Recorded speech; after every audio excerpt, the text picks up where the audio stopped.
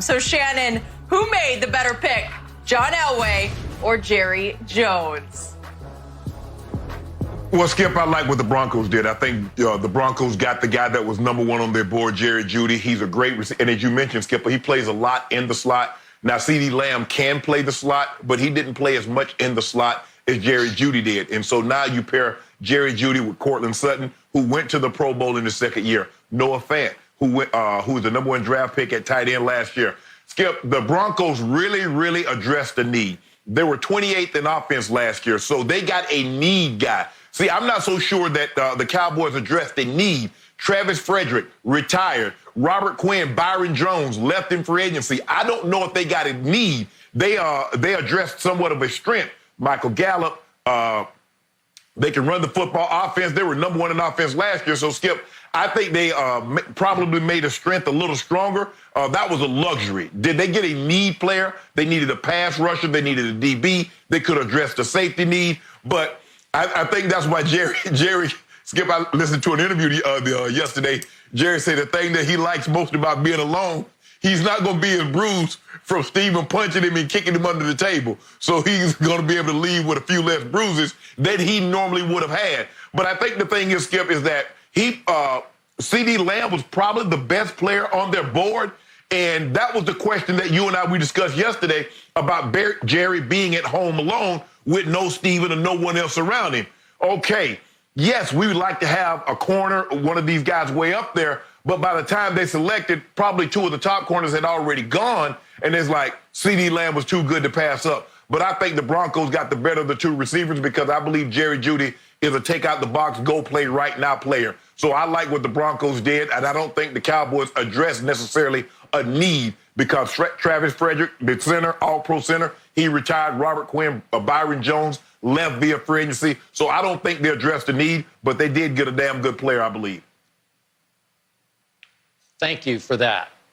And first up, I would like to thank your old quarterback, John Elway, for making the biggest mistake of the night in the first round and leaving us the biggest steal of the night at number 17. And Jerry Jones last night was actually home alone on his $250 million yacht. And he landed the Moby Dick of receivers last night in the first round, all the way down at 17. He landed the number one receiver on their board. The player they had ranked 6th overall on their draft board fell all the way to them, thanks in part to John Elway, all the way down at number 17. And I told you yesterday, Jerry Jones actually has done quietly an underrated great job over the last 10 years of running the Cowboy draft with a lot of help from Will McClay and some help from his son, Steven. But the Dallas Cowboys have had the second most Pro Bowl players over the last decade to the Kansas City Chiefs. And last night, they landed another Pro Bowl receiver at number 17.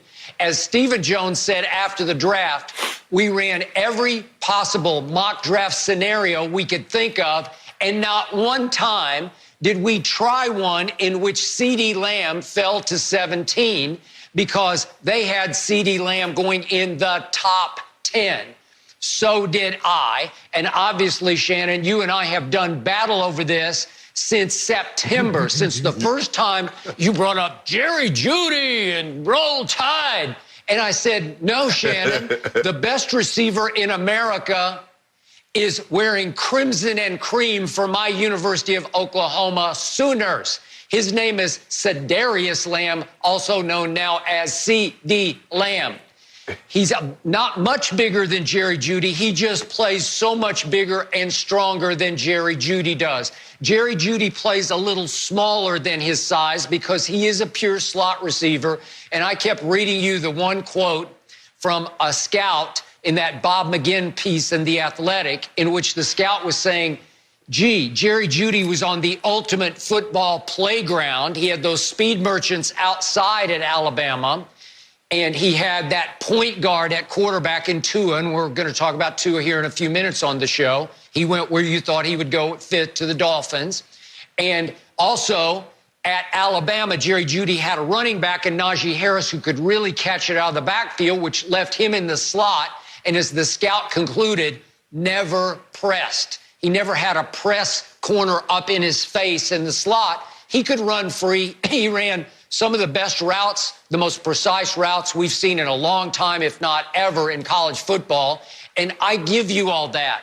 But to me, Shannon, Jerry Jeudy is a classic number 2 receiver, and CeeDee Lamb is a flat-out alpha number 1. He's a great kid. He's got leadership quality and aura to him. And all of a sudden, I got a Michael Irvin, I got some Des Bryant, and I got CeeDee Lamb. Again, I was comparing them all week to a sort of a mix between DeAndre Hopkins and Anquan Bolden because he played so physically and strong. And I kept telling you, CeeDee is no lamb after the catch. He is a lion because you cannot get him on the ground. He can also return punts. And again, I got you. There was no glaring need there except we lost our slot receiver. Randall Cobb, obviously, went to the Texans because the Texans were so desperate after Bill O'Brien gave away DeAndre to Kyler, and they had to do something, so they way overpaid a Randall Cobb, who's a nice receiver. He had a really good year, just a quality slot year for Dallas last year at $5 million. All of a sudden, he got $9 million guaranteed for 3 straight years, and such is life. Well, we needed a slot, and I told you, if Jerry Jeudy falls to us, I'll be fine with that. But I am much finer with CeeDee Lamb because he did play about, I don't know, I'll give you 50% of his snaps at OU were in either slot, and he can just pretty much do whatever you ask him to do. And Shannon, you know how much I lost faith in my man Amari Cooper. Amari just got $100 million to basically play 8 games a year because we see that in the other 8, he is not exactly a road warrior. He disappeared on the road at the Jets, at New England, at Philadelphia. And all of a sudden, I'm thinking, wait a second, maybe Amari is now my number 2 receiver, overpaid at $100 million, but at least he's still there. Yeah, and now I got CeeDee as my number 1 receiver, and I still got Zeke, and I still got that offensive line, and at least Dak is under the tag right now, and all of a sudden, I'm looking at an offense that is at least, it's in the ballpark with Kansas City's and Tom Brady's new Tampa Bay offense. And happy days are here again for my Cowboys. I give it to you.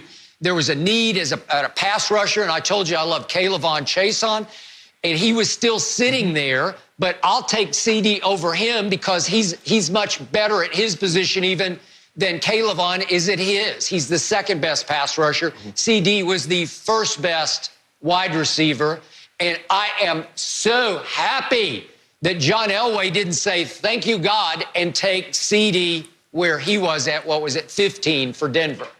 15.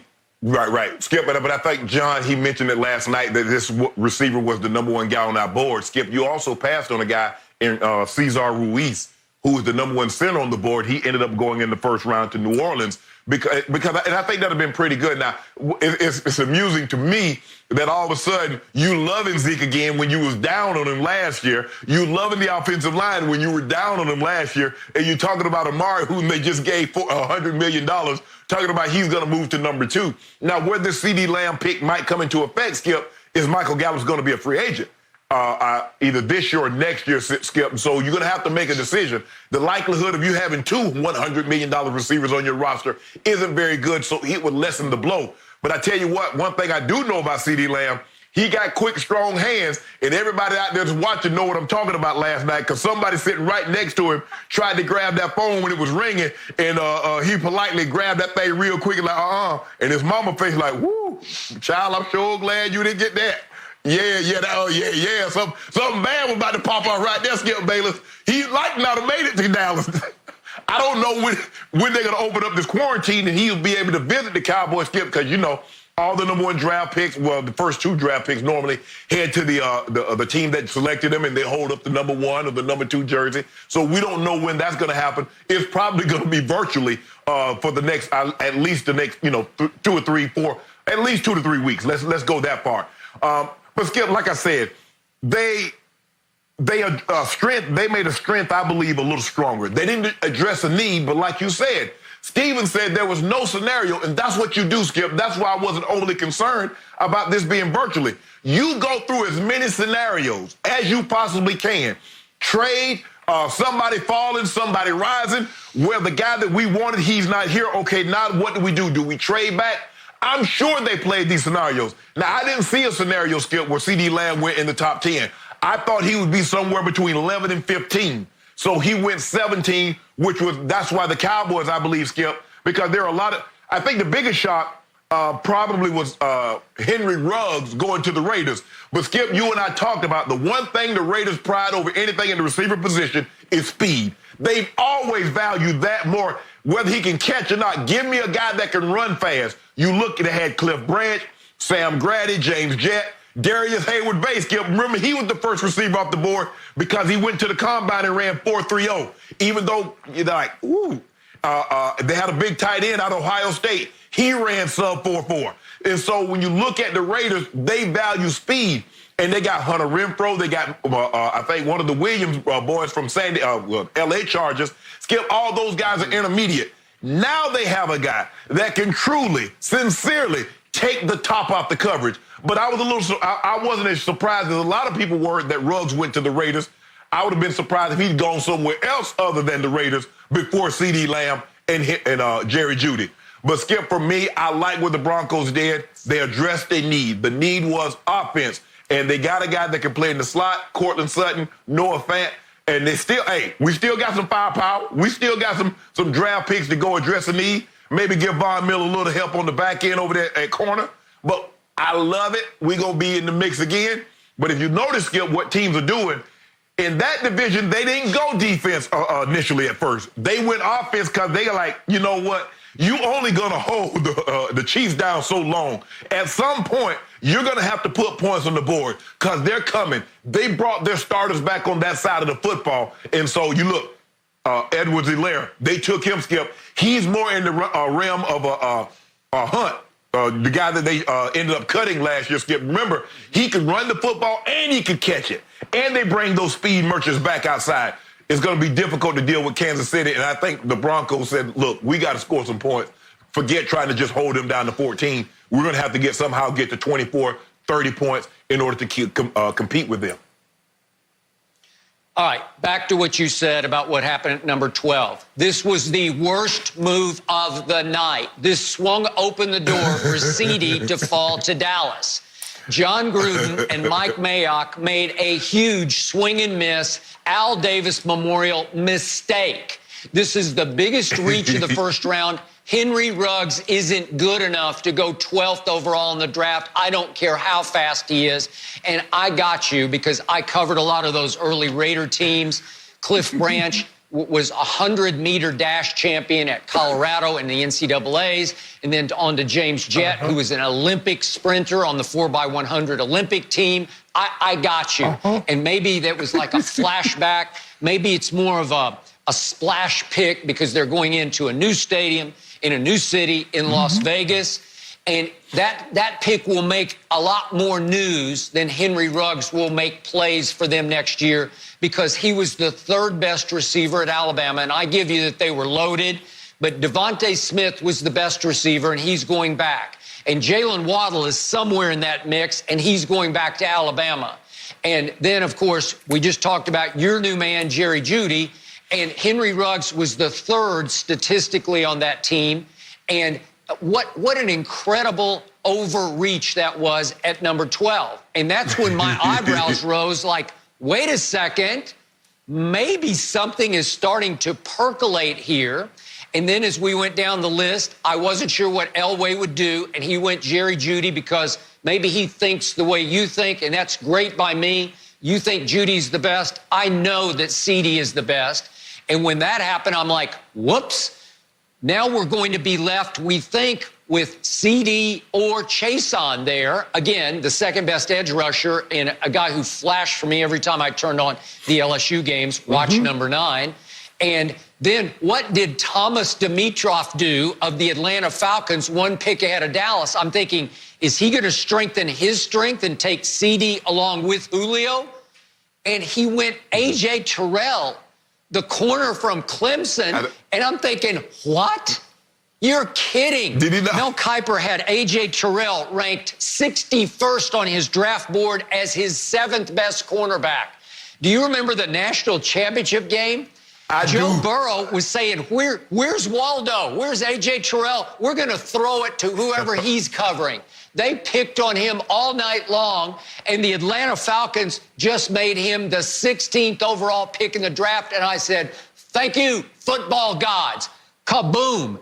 And then I tweeted right before the pick, as much as I love Kayvon Chason, wait a second, it's CeeDee Lamb. You can't not do this. And for a moment, I thought, no, please, don't tell me they're locked in on what everybody mocked. Xavier McKinney, the Alabama safety. Everybody had him going 17th to Dallas. He's still the best player left on Mel's draft board going into the day 2. But I told you yesterday, Shannon, I watched Xavier McKinney again and again last year. Oh, wait a minute. I didn't watch him because I didn't really notice him.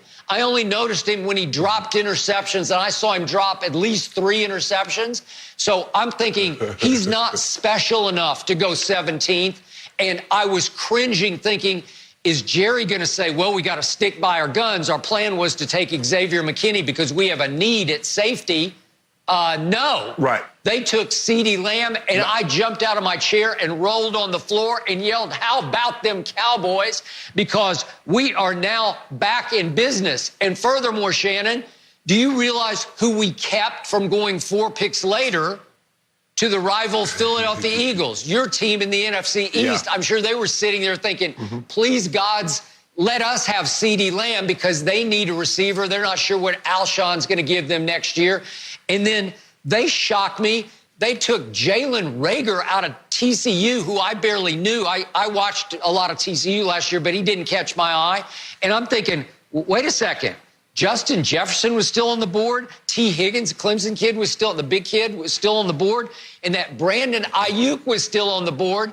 And every time I see T.J. Houshmandzadeh in the hallway at Fox, T.J. coaches and teaches a lot of receivers at a camp that he runs. He was raving to me about Brandon Ayuk out of Arizona State, saying he's the next Chad Johnson.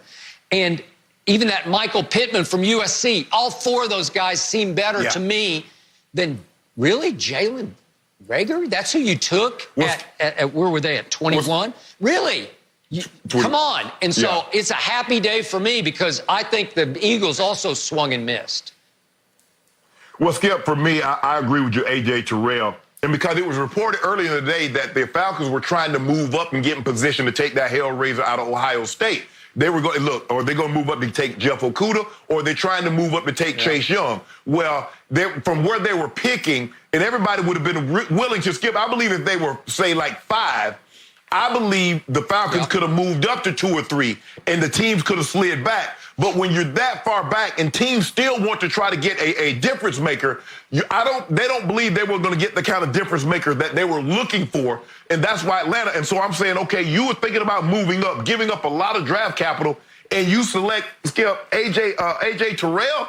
Did you not watch the national championship game? Skip, it became so bad they had to put their best corner on the number 3 receiver. I've never seen in all my years of playing, of all my years of covering the game, I've never seen a team when he's so far in the tank that they take him off the 1 and 2 receiver and put him on the 3rd receiver. That's how bad it got. That's how much confidence he lost in that game. And so what happened, Skip, and so I'm looking, I'm like, that was the pick, Atlanta? Is that what you got rid of Desmond Trufant, and you got, maybe that was a little bit too much money because that was a veteran corner and you're going to get a guy on his rookie contract, Skip.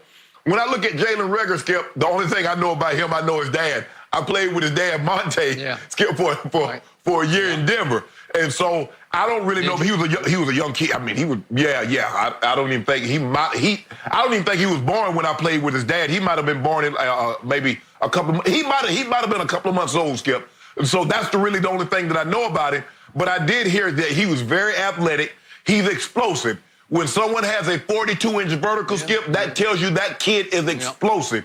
And so they're looking for explosive plays because when you look at what they had last year, now, D-Jack is coming back. They still will have a guy that can get down the field, Skip, but they need guys that can make some contested throws also. And that's what Alshon can do. But Alshon has been beat to hell the last couple of years, Skip. But for me, I thought the Cowboys, now there are 6 DBs gone, Skip. I'm surprised that the Cowboys didn't get one of those because they still a need. Now, I don't know the depth, how much depth is at that position. Now, wide receiver, Skip, you're still going to be able to get some quality wide receivers in the second and third round.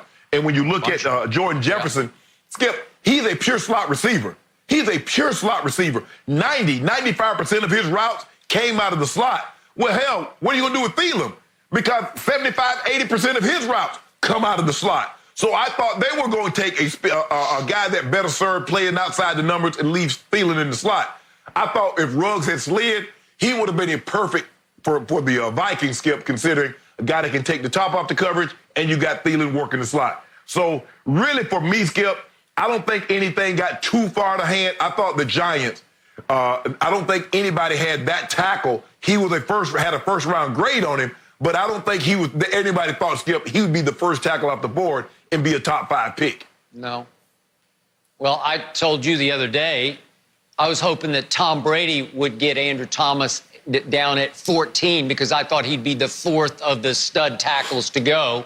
And it reversed, and they obviously traded up one slot to, I thought, steal Tristan Wirfs, who Wirfs I thought would be he'd be the 4th overall pick. I thought he was going to be the first to go, the top 5 pick. So everything was sort of upside down, and it's a happy day in Dallas, and I'm sorry for you, Shannon, because my Cowboys are way back in business, and I'm starting to re-like their chances now next year. Definitely like them better than Chase Young.